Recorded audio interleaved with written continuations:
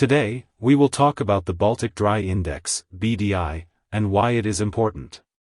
The BDI measures changes in the cost of transporting various raw materials and is an important indicator of supply and demand trends, particularly in the manufacturing sector. The Baltic Dry Index is a shipping and trade index created by the London-based Baltic Exchange. It measures changes in the cost of transporting various raw materials, such as coal and steel. Members of the exchange directly contact shipping brokers to assess price levels for given shipping paths, a product to transport, and time to delivery or speed.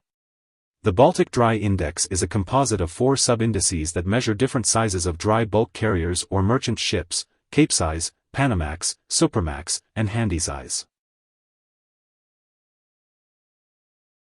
The Baltic Exchange calculates the index by assessing multiple shipping rates across more than 20 routes for each of the BDI component vessels. Analyzing multiple geographic shipping paths for each index gives depth to the index's composite measurement. Members contact dry bulk shippers worldwide to gather their prices, and they then calculate an average.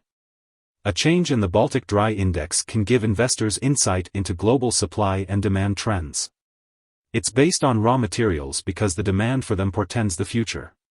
These materials are bought to construct and sustain buildings and infrastructure, not at times when buyers have either an excess of materials or are no longer constructing buildings or manufacturing products. The Baltic Exchange also operates as a maker of markets in freight derivatives, including types of financial forward contracts known as forward freight agreements. The BDI measures shipments on various sizes of cargo ships. Capesize boats are the largest ships in the BDI with 100,000 deadweight tonnage or greater. The average size of a Capesize ship is 156,000 dwt. Panamax ships have a 60,000 to 80,000 dwt capacity, and they're used mostly to transport coal, grains, and minor bulk products such as sugar and cement. The smallest vessels included in the BDI are Supramaxes, also referred to as Handymaxes, or Handysize.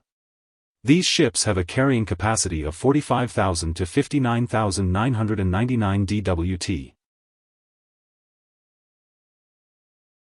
Dry bulk commodities are usually divided into major bulks and minor bulks. Some examples of major dry bulk commodities include iron ore, coal, and grain, which account for nearly 2/3 of global dry bulk trade. Minor bulks include steel products, sugars, cement, and cover the remaining 1/3 of global dry bulk trade.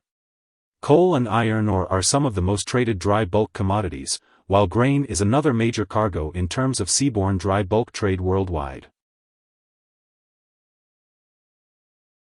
The Baltic Dry Index can fall when the goods shipped are raw, pre-production material, and it can experience high levels of volatility if global demand increases or suddenly drops off.